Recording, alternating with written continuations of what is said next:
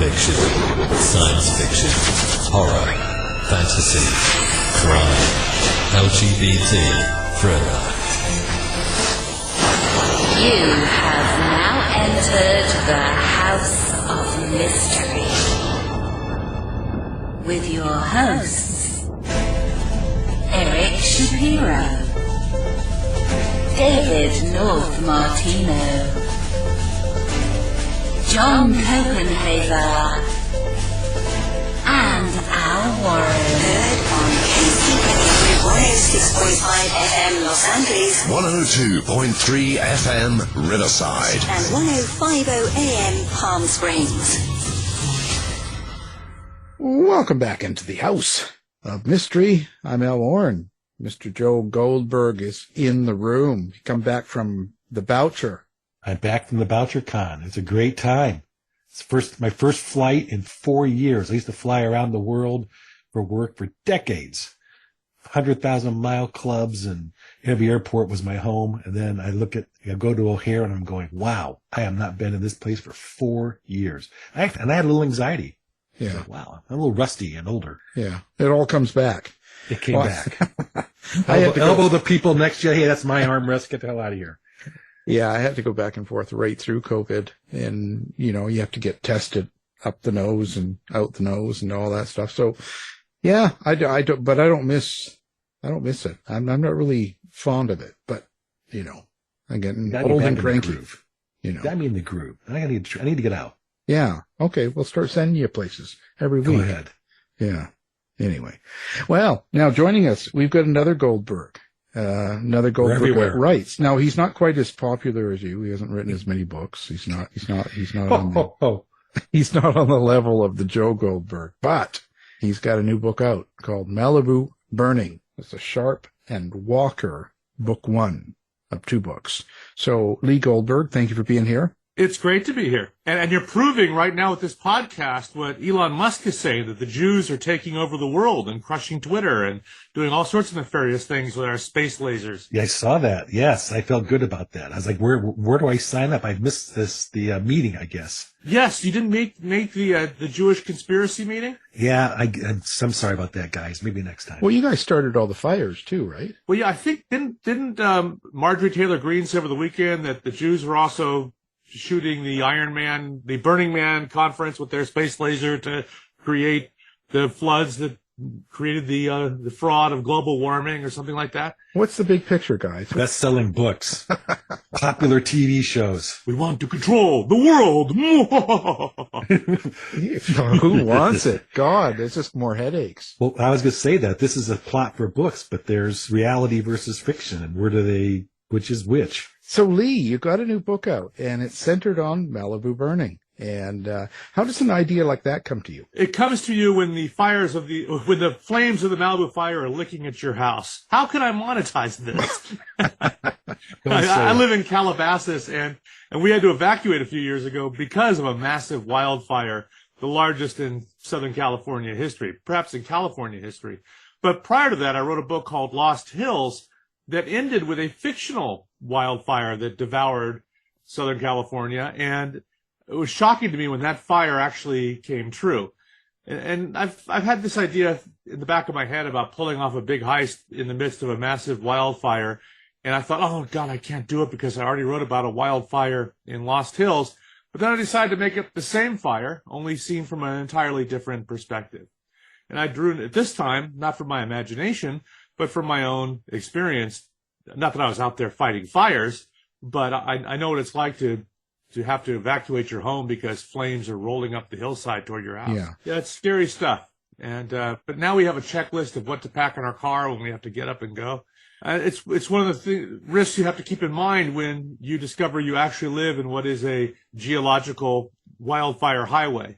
Fires have been coursing through this area since the dawn of time, since California rose up from the sea, and we stupidly built houses in the middle of that fire highway. So we have to expect that occasionally we're going to have to move our butts because fire is rolling this way.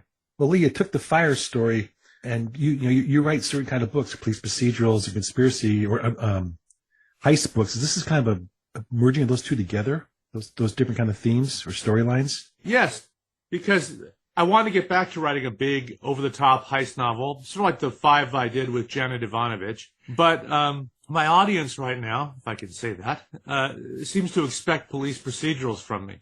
So I tried to find a way to marry the police procedural with a big, wild, over-the-top heist con man thriller.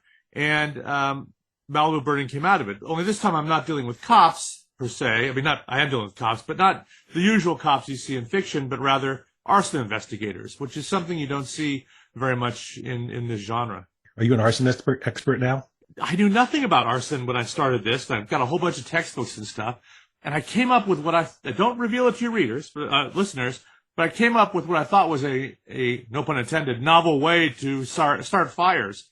And I ran it past this guy at the ATF, and he went, "Oh crap!" I went, "What? That would work." Oh, do you want me to change it in my book? No. I just got to go out and do it now. Do it? Yeah, I got to set some fires like this. You're going to set fires like this? And he did in their testing area there to see if they would be able to discover this if somebody else was using this method to start fires. And he sent me the videos and the forensic results and everything was great. So you're an investigator like Sharpe, Walter Sharpe. How do you come up with that character? It comes down to the situation. What would be the best character for the story I want to tell? And what kind of character would create the most conflict, the most humor, the most tension? And Walter Sharpe just sort of emerged. He's sort of like Walter Matthau in The Taking of Pelham 1, 2, 3. He's a jowly-faced, everyone calls him Sharpe because he has all those lines on his face. And he uses that dog face and that weariness and that natural skepticism that's baked into a face like that to his advantage. You know, after so many books and TV shows and things like that, how do you come up with characters now? Is it real easy? Do you just have a stockpile in your mind, or is it still difficult at all? It's still difficult. I would think that after all these books I've written and all these TV shows, it would get easier. It actually gets harder because you start writing something or thinking of something and you realize, oh crap, I already did that. And you're also more aware not only of the cliches out there, but your own personal cliches, the stuff you keep doing, your pitfalls creatively. So it gets harder and harder. You become a harsher judge of your own work. I'm waiting for it to get easier. It just hasn't happened yet. Yeah, but there's a universal truth in some of your characters in your writing is that there's always this level of humor that keeps the story and the characters fresh. Am I misreading that, or am I correct? No. I'm a firm believer that humor,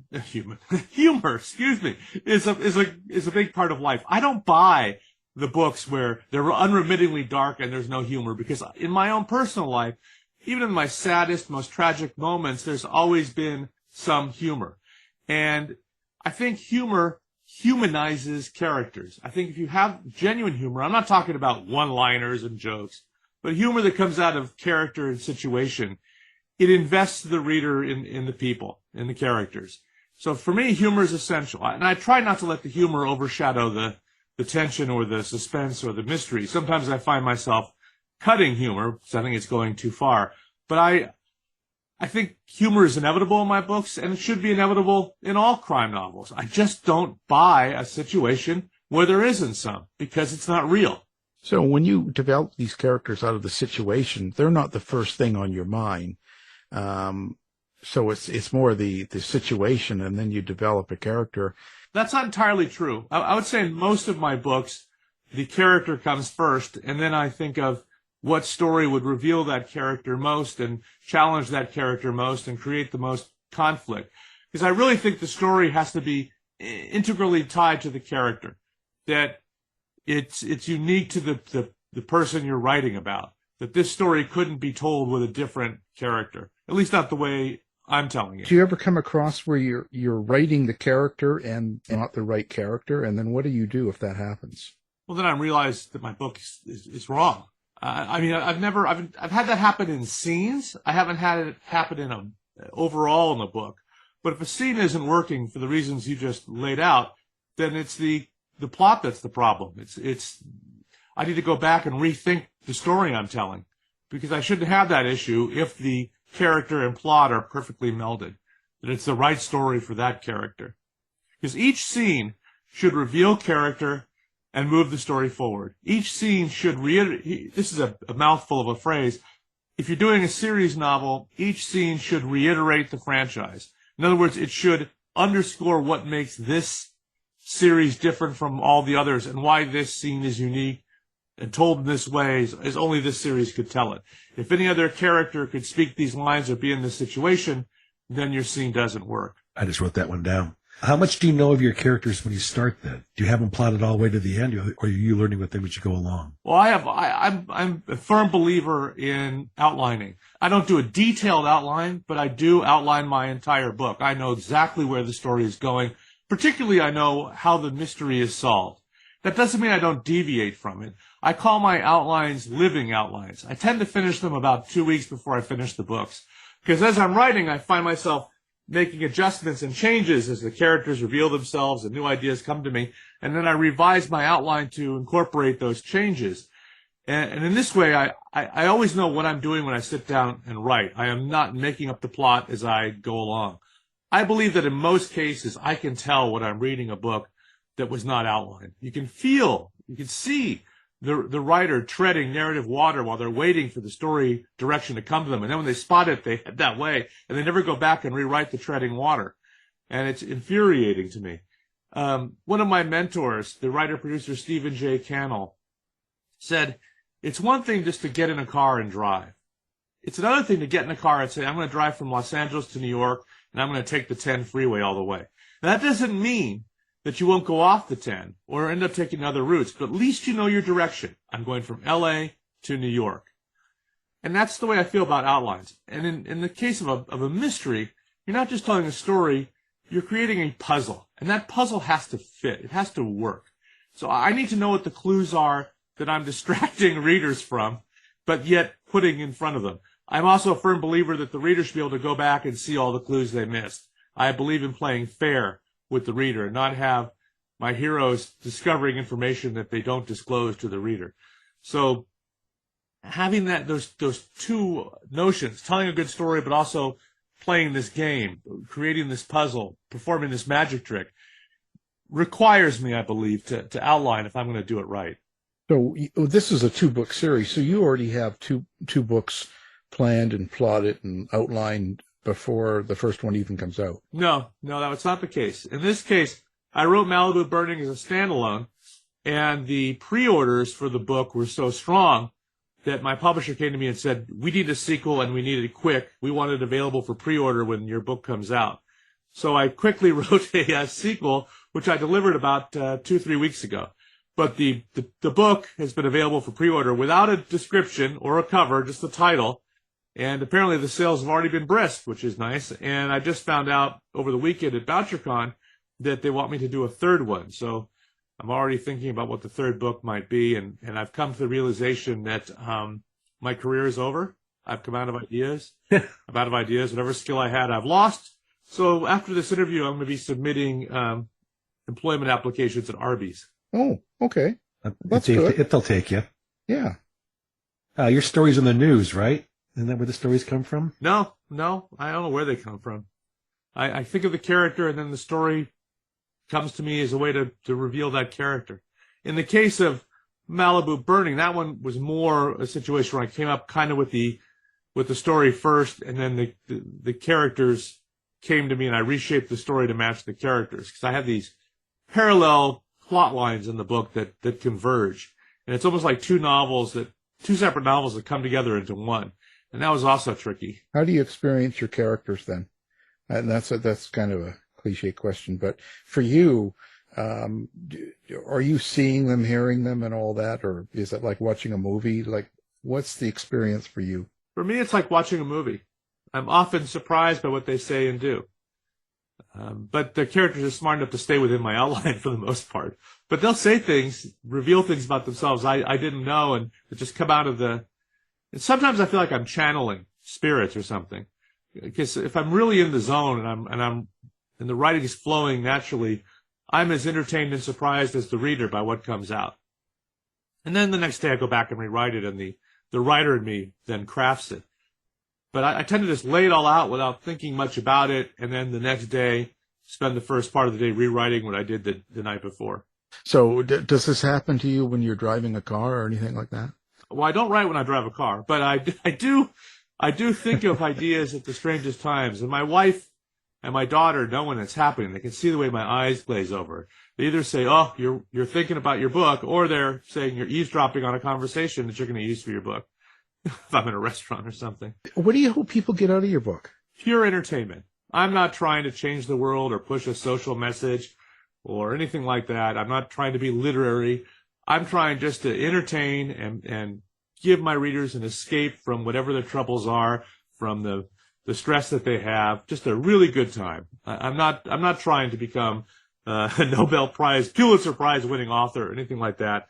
In fact, if I'm succeeding, my writing disappears. You don't really pay attention to my writing, and you just see it all playing out in your imagination. If my writing calls attention to itself, then in some ways I think I failed. So this is more of a thank you than a question, perhaps, because I actually heard you say that once on a podcast or somewhere. I had my headphones on just recently, and I heard that, and I deleted 2 chapters out of my book because they were just not moving the story. They were not entertaining. So your words have impact. And so it's more of a thank you, but do you think about that? Was your writing the impact that your brand of entertainment has on the industry? No, I never think about that. I don't think I have any impact on the industry. I'm always surprised when people say things like you just did, or even say I'm a fan of your work. I just, whatever my popularity is or lack thereof, I really don't have a sense of it. I'm still just a mystery fan at heart. I'm still a geek. I get really excited meeting writers at BoucherCon and other conferences, and I'm always flattered that they'll talk to me or spend time with me. I had a guy come up to me at BoucherCon, in fact, saying that he was a fan of my work and he'd seen me at other conferences, but he was always too intimidated to come up to me, which I just find absolutely unbelievable. I think of myself as the least intimidating person there is. I mean, I can't imagine anyone being intimidated by me. I told him not to. I was glad he came forward and that he shouldn't be intimidated by any authors. We all love hearing how wonderful we are. We don't get it enough at home. This sounds like I'm dropping names, but I once worked on a movie with Kevin Costner. The movie didn't get made, but I spent a lot of time with him. And one day in a lull in our working conversation, I said, "So what was it like in your marriage when you were named by People Magazine Sexiest Man Alive?" And he said, "Your family's not impressed by that." How dare you? He said, "My wife would say, 'Hey, sexiest man alive, the toilet seat doesn't put itself down.' 'Hey, sexiest man alive, could you help me with the laundry?' At home, you're not a superstar." And I don't know why I mentioned that anecdote, but I'm always surprised by authors who say things like, "My new book is so damn good." I mean, it's almost as excellent as my last book. And it's why I'm still a powerhouse in the industry. I don't get those people. I just can't imagine being that person. Yeah, you get too involved in the noise, and stuff. So writing for TV or movies as compared to writing your own book, what do you prefer? There are 2 very different ways of writing. When you're writing for television, you're not writing alone. You're writing with a group of other people. And a lot of people have input into what you're doing because your script isn't a piece of creative writing on its own. It's a blueprint for other people to go out and do the work that they have to do. For the location manager to find locations, and the set designer to build sets, the director to plan shots, for actors to learn their lines, for wardrobe people to find costumes, for the producers to budget. I mean, there's a million things they're looking at when they read that script, and they all make contributions to the end result. So it's a whole different, and the way you tell stories is different. You have to show, not tell. The story has to be conveyed entirely through dialogue and action. If you don't see it or hear it, it doesn't happen. And in some ways, I've found that being a TV writer and a screenwriter has made my novel writing better, because I've taken the techniques of writing a script and tried to apply that to my novels. In fact, lately, I've started, one of the benefits of writing a script is I could do it very fast. I could write a script in a week or 2. Novels take me 5 months. So rather than be in the middle of a novel and find out it's not working or there are plot problems or whatever, what I've started doing is I write my books first as a script. Not a script that I would ever show my agent or try to sell. It's entirely for me. I'm just laying the story out in action and dialogue to see if it works. I get up on its feet. So I know my novel works or doesn't work after 2 weeks. I get the whole thing out there, the whole story, at least in terms of dialogue and action. And I could see, okay, this works, this doesn't, here's where I have problems, here's where it lags. And then when I start writing the novel, I'm not discovering it as I go, because 99% of the dialogue is already written, and I have my outline, and then I'm reshaping it, and I'm sort of novelizing my script as I write these books. And for me, most of the hard work is done when I've written the outline and the script version. When I start writing the actual novel, I'm into the fun. I'm into the characters and coloring between the lines. And that system has worked well for me. I can get the book out of my system as a script right away, and that feels very good. While the excitement is high and the enthusiasm is high and I have the energy, I get it right out. So what's the difference between your character development between TV, film, and books? There is no difference. And the characters have to express themselves in television and what they say and do. And that's really hard. Because in a book, you can have description and you can have internal monologues and you can tell us what they're thinking. You can't do that in a script. You have to convey who they are by what they do and what they say and how they dress and how they react. And that's a tough skill to learn. And to do it without laying out all kinds of exposition and dialogue is really hard as well.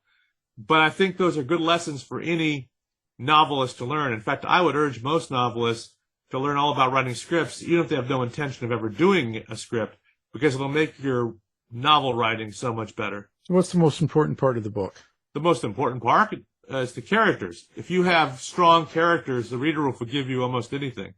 If they invest themselves in the characters, then if the story isn't too wildly outlandish, they're along for the ride.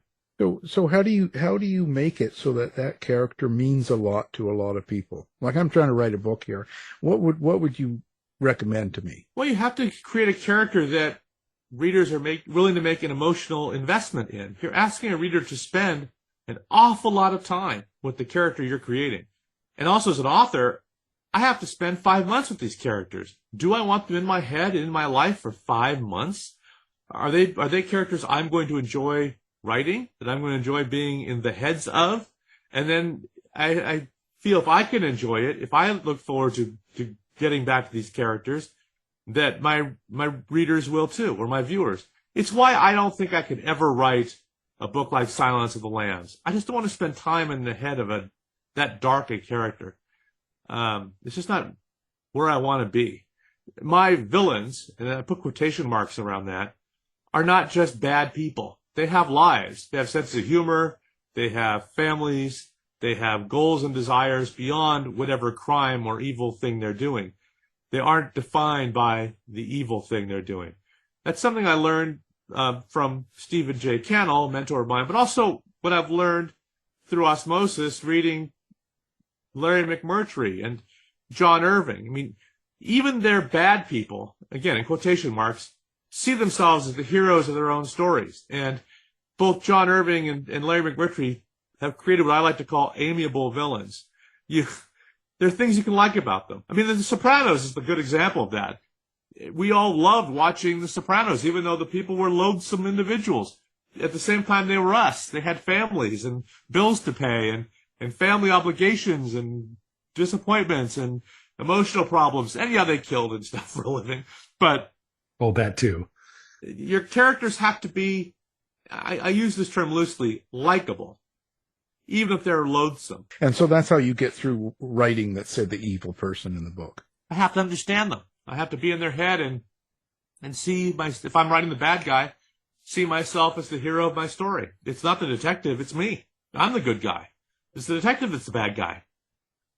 And I just and also something that Steve Cannell taught me was the bad guys, again, I'm using that term as a generalization, have lives.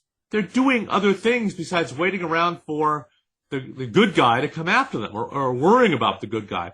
They have ongoing things in their lives. So I always ask myself when I go into a scene with a good guy and a bad guy, what is the bad guy doing when the good guy interrupted him? What is the bad guy's goal? What did he wake up this morning wanting to do? And how is this scene getting in his way? What else is on his mind while he is talking to the good guy? And again, I think that humanizes the bad guy as well. He's thinking about the $1 million he's going to get. Yes. Taking the moon. Oh, violence on the page. Do you think about that when you write it and how you write it? The violence has to come out of character. I was talking, again, I'm dropping names again, but I was talking to Thomas Perry at VoucherCon. I don't know if you've seen the FX adaptation of his book, The Old Man. But the first episode of The Old Man, starring Jeff Bridges, has what I think is maybe, if not the best, one of the best fights I've ever seen on film. And what makes the fight so good is it's all about character. It's not just the balletic moves of a John Wick or whatever. It tells a story. It reflects the characters. It has a beginning, middle, and end. You have a 70-year-old man having a fight with a 30-year-old FBI agent who's a bad guy. And how is this 70-year-old man going to win a fight with a 30-year-old man in peak physical condition? And it's because the 70-year-old man has skills that the younger man doesn't. But the fight, you can see them both getting tired. You can see what they're both thinking. You can see how each move they make in the fight is a reflection of their past and how they were trained and their culture and their age. It was brilliant. So when I think of a fight, I don't think of entertainment. I think of what is each character trying to achieve here, and what are they feeling as the fight is going on, and from whose point of view am I depicting this fight, and what does it mean to them? What are they feeling? So if the violence is integral to character, if the violence comes out of plot, if it's not just there for the gore or the action, then it's a great fight. Then it has meaning. Then it will stick with you. Because fighting in and of itself, it's like sex scenes. Sex is not that complicated. We all know how to do it. We've all done it. And for me, for a sex scene to work, it has to be an expression of character. It's not just the physical act of what they're doing. And the same is true of a fight scene or a car chase or any form of action. Is setting a character for you? Absolutely. In my Eve Ronin books and Malibu Burning, the action is primarily in the Lost Hills jurisdiction of the Los Angeles County Sheriff's Department. It's a island within Los Angeles that is surrounded by a sea of other jurisdictions. And within this island of the Lost Hills jurisdiction, you have the mountains, you have Malibu, you have Calabasas, you have movie studio backlots, you have rural, you have national parks, state parks. It's a microcosm of society in one little area, and it's never been written about before. And so it's a character to me, and I have to put my reader there. But even if I'm not writing about my backyard, when I was writing the Fox and O'Hare books with Jan Ivanovich, or even my Ian Ludlow spy novels, I traveled all over the world. I would go to Macau, or I'd go to Antwerp, or I'd go to Australia, or whatever, wherever my books were taking place, and I needed to make my reader feel the place, sense how it was different, what the smells and tastes and textures were of that place. And I don't think that's something you can get from a guidebook. You've actually got to go there and feel it and find the one or two telling details that will make the place come alive as a character for the reader. So what happens to your characters after the books are done? They live. They're still alive. When I come back to them, it's almost as if I have to fill myself in on what they've been doing. The 5 Eve Ronin novels all take place within 12 months, one 12-month period. So I'm almost picking up within a week or so of where I've left off with the characters in that series. And that makes it fresh and energetic for me when I'm writing it. I don't know.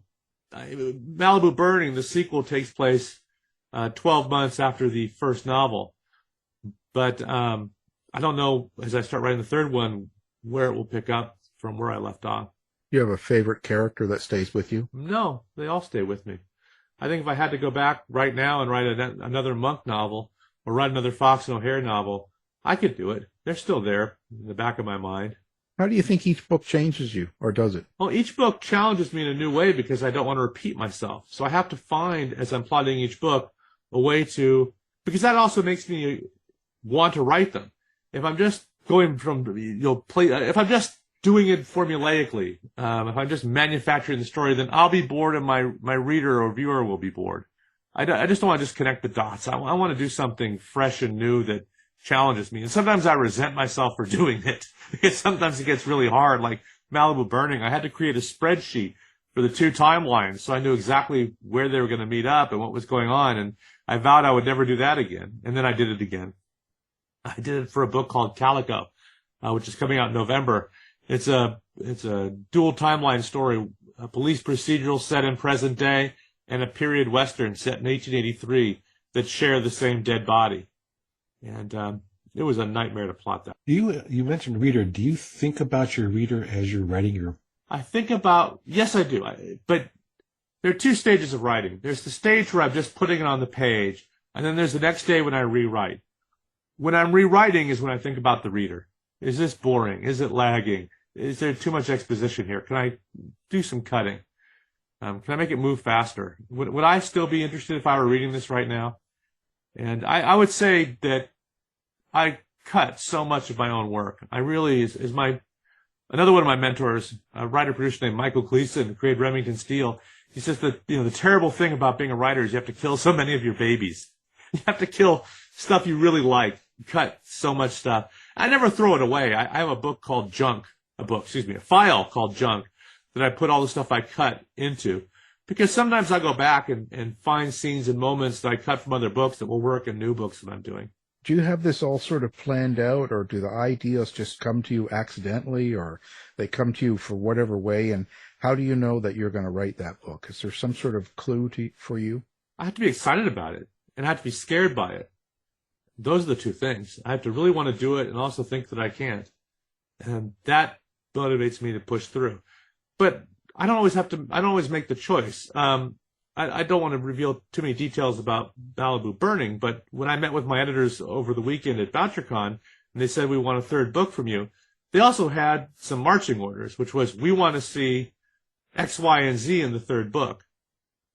So I have to come up with a story that satisfies those requirements. There are some things that, based on the feedback they've been getting from readers Malibu Burning already has something like 6,000 reviews. I haven't read them, but apparently my editors have not reading them all, scanning them, and they've come with some takeaways from the reviews of some things they would like to see in the 3rd book that they think the readers will really appreciate or want. So I have to craft a plot that will do all those things. Plus, I have desires of my own that need to be in that book. I have to come up with a really great arson that's perplexing, and how do I solve it? And also I need to think of new conflicts for my characters. So that arson will come out of the conflict I want to create for the characters. And as I sit here today, I don't have the answers to any of those questions. And that's why I think my career is over. Because at the moment, my mind is a blank. Now, I know myself well enough to know that it will come to me eventually. I'll reveal a deep, dark secret to you right now. On my wall, I have the covers of some of my books, and I have screen grabs of some of my television credits. And they're not up there to boast, because no one comes in my office but me and my wife and my family. It's up there to remind me in my bleak, dark moments that I've done this before, that I've been in this same position before, and I will get through it. So I often look at that wall going, you can do it, Lee. You can do it. Look up there at the wall. You've done it. This is not the end. You'll push through.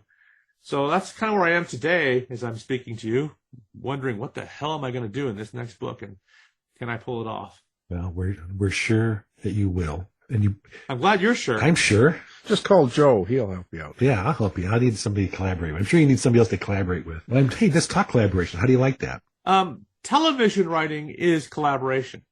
So I've spent years collaborating with authors and writers.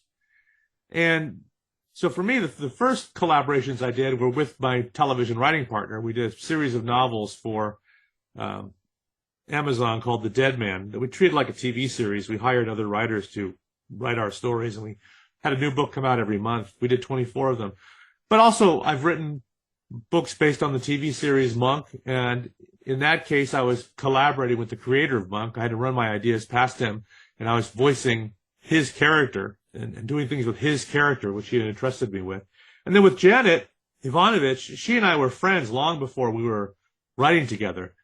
And that partnership, every collaboration works differently. My collaborations with Bill Rabkin that I did for 25 years in television are different than the collaboration I did with Janet Ivanovich. It comes out of form, because in television you're writing a script.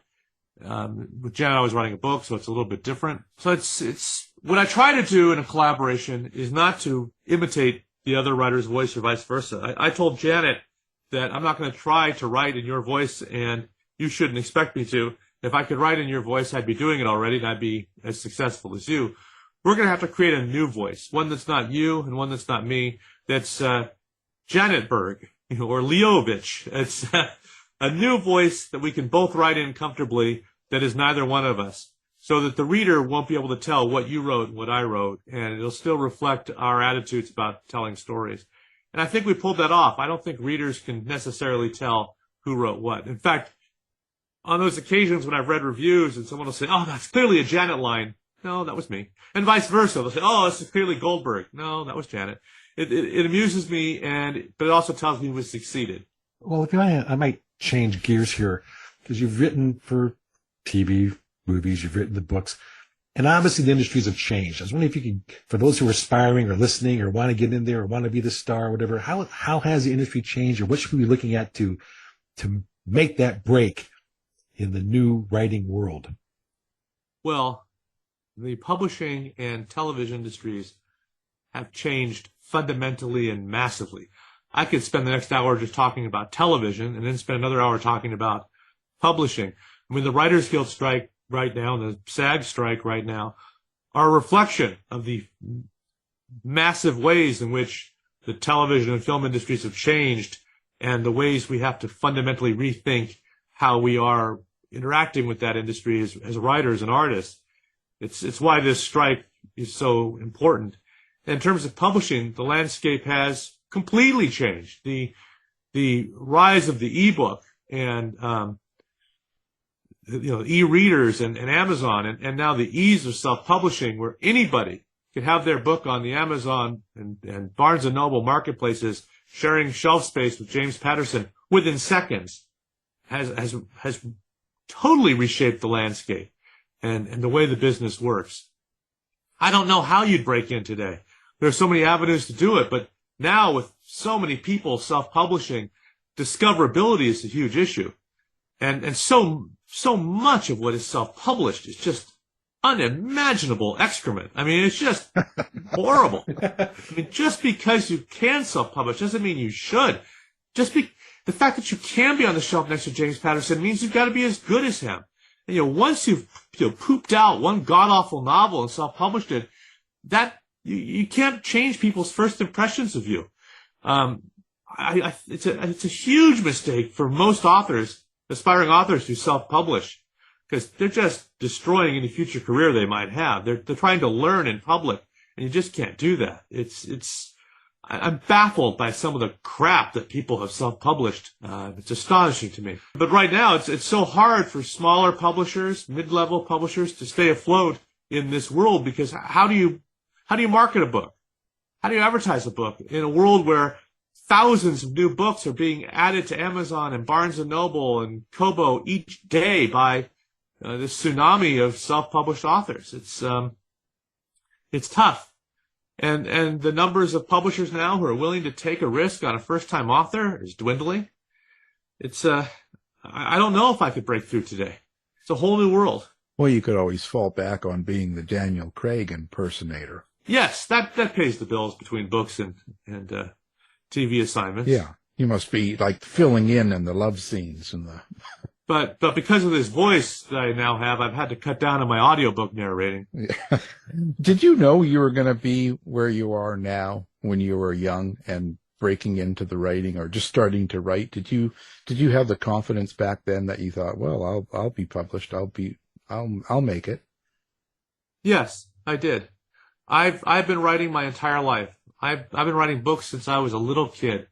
My mom had framed, when you're in first or second grade, you write on those big sheets of paper with the big lines already on them. I still do. I wrote on there, I want to tell stories. I've wanted to do this since I was a kid. I was selling stories that I would write on carbon paper to my friends and people in our cul-de-sac for 15 cents.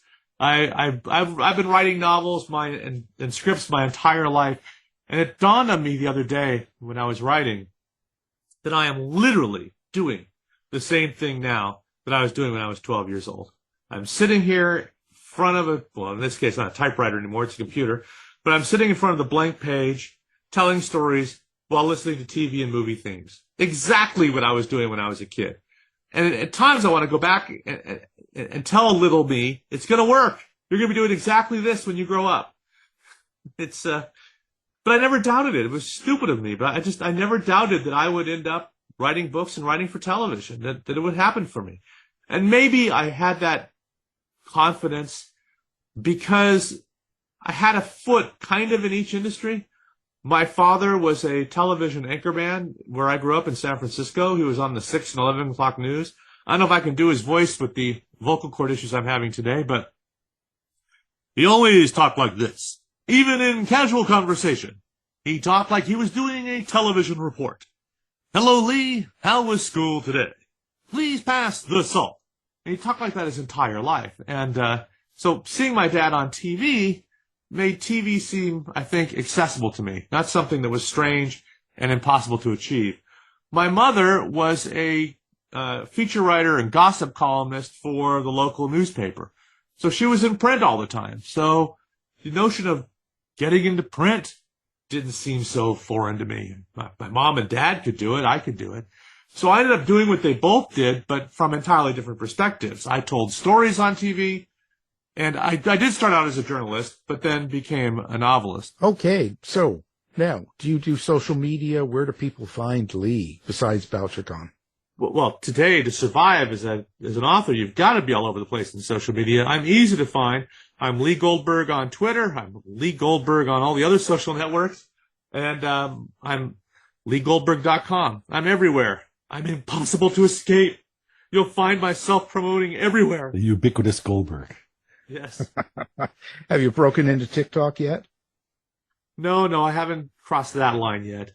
But I am in all those Twitter alternatives just because eventually Twitter's going to implode. I'm going to have to, I stake my flag at all the other ones, waiting to see which one, Threads, Blue Sky, whatever, is going to emerge as the new social media platform. Yeah, you have to sit and wait. Well, it's been a great conversation. We always love listening to your advice. So, of course, the new book's called Malibu Burning, and our guest is the writer, Lee Goldberg. Thank you for being here. My pleasure. Now I've got to go calibrate my space laser. Go do it, sir. You've been listening to the House of Mystery radio show. To find out more about our guests, hosts, or shows, go to www.houseofmystery.com. Show's over for now. Was it as good for you as it was for me? Well, good night. This has been a production of Something Weird Media. I'll be back.